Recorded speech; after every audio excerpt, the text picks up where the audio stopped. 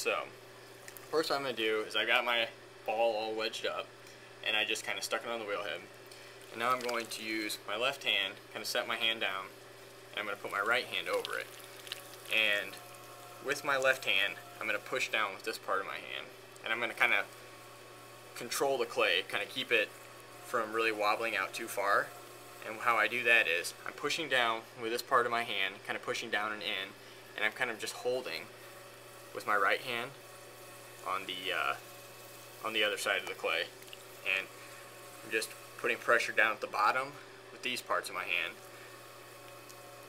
moving my hands upward to cone up, and then I'm just using this part of my hand to go right about here and put kind of diagonal force toward the center of the wheel head to push the clay back down. I just kind of do that as many times as I feel I need to. Then what I do is I just kind of hold on to the clay and just kind of get it until I get almost like a biscuit shape, because I find that that's like the easiest shape to open up with. So when I open up, I take the thumb of my left hand and the fingers on my right hand, and I kind of push down with the pads of my fingers. I'm not pushing straight down, because if I push in the wrong spot, then I throw the whole thing off. So I just kind of push down with the pads of my fingers, like I said, until I get to about 1/8 of an inch from the bottom. Okay. Now what I do is I take the same fingers, or even add a finger, and I just kind of pull like this towards me, kind of make sure that I keep flat against the wheel head. Well, not wheel head, but keep flat against the bottom. And I just pull out until I see that the wall is about the same thickness, so that it's the same thickness as the base as it is right here, as it is about up there. I kind of compress the bottom of the clay so I don't get the S-crack or cracks in general.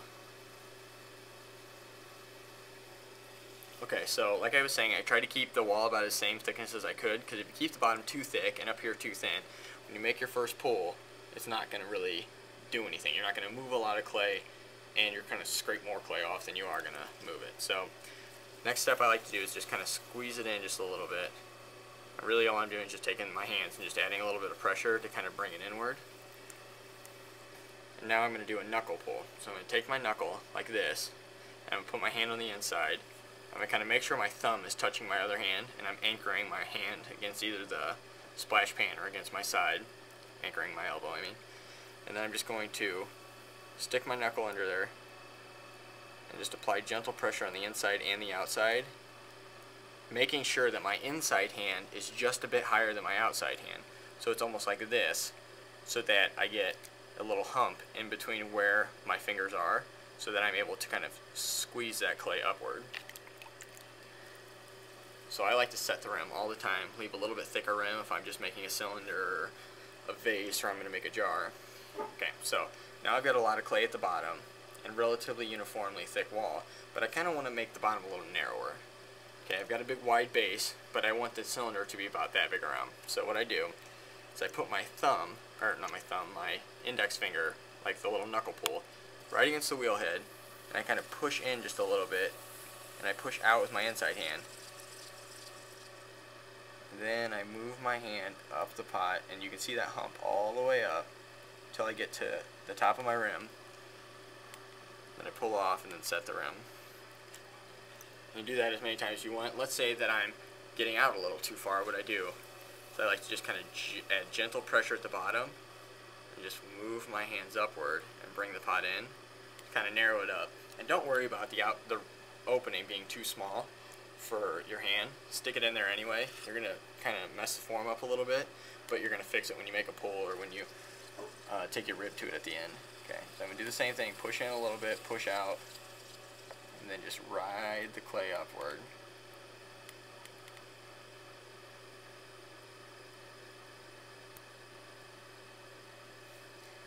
I got the wheel head going just a little too fast. You can see like a little bit of a torque line right there. So that just means that when I got up here, the wheel's going a little too fast, and the friction of my hands just kind of grabbing onto the clay, and it's just leaving those little bit of wobbles right there. So don't worry too much about them, unless obviously you're wobbling and your clay is collapsing. Okay, so keep the outside just a little moist, and we'll just make one more pull. This one's just a really gentle pull. As you can see those torque lines are showing back up again. Okay, now I'm going to take a rib. There's tons of different ribs you can use.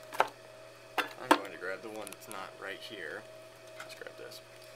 This is just a metal kidney rib. It's really flexible. It's not my ideal rib to use for this, but it'll work. All I'm really doing is just kind of smoothing the shape out and scraping the slurry off the outside. So all I do to do that is just kind of run my rib on the outside and then just add gentle pressure on the inside just to help scrape all that off, because I take the pot off the wheel right away. I don't use a bat. I do sometimes depending on how the size the pot is, but the more stuff you can scrape off the outside, the drier the pot will be, the easier it'll be to take off with your hands. So, grab it. I prefer using a more rigid rib. It allows you to compress the pot better, and the more your walls are compressed, the easier it's going to be to just take it right off because you won't collapse it or anything. Okay, so I'm just going to take my rib again.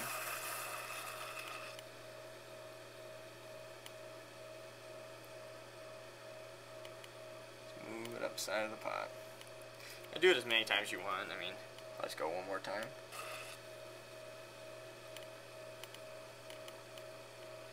And once you get to this step, you can pretty much go anywhere. You can make a bellied pot, you can make a lid seat on the pot, you can do anything. If I want to put a big spiral on the pot, then I slow the wheel head down and I just kind of run my hand up the clay faster than it's spinning, and I'll put a big spiral in it.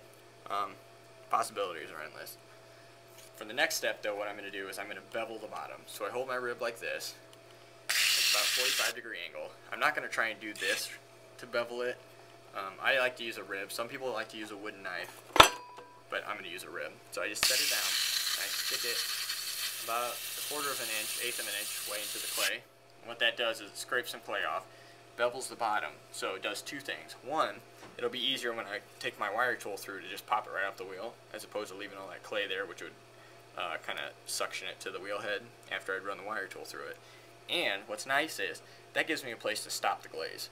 So right here, I kind of give myself a line at the bottom of the pot to say I don't want glaze to go below this, and it kind of catches glaze if you have that sticking right there. Some people will actually put a decorative foot on the bottom of their pot. You can do anything like that, but that's just what I'm going to do for right now. I'll take like a wet piece of paper towel and kind of smooth the rim out. If you have a lot of grog in the clay, you want to do this, because grog, the wetter you get the pot, the more the grog pops up to the surface, because it starts to wash away the actual clay body, the ball clay and stuff. So by doing this, you smooth the pot out, give yourself a nice soft rim. Alright, so next thing I'm going to do is I'm going to run my wire tool or piece of fishing line, whatever you have on you.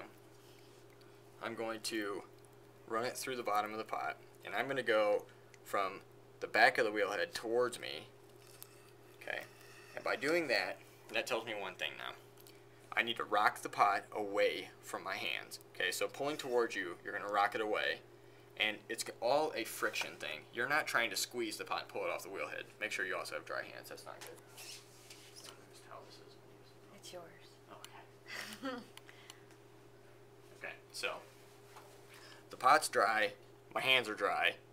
Okay, the next step is all friction. Okay, so I'm going to grab the pot, not grab it, I'm just going to kind of let it kind of stick to my hands almost. And I'm going to rock it away from me and pull it off.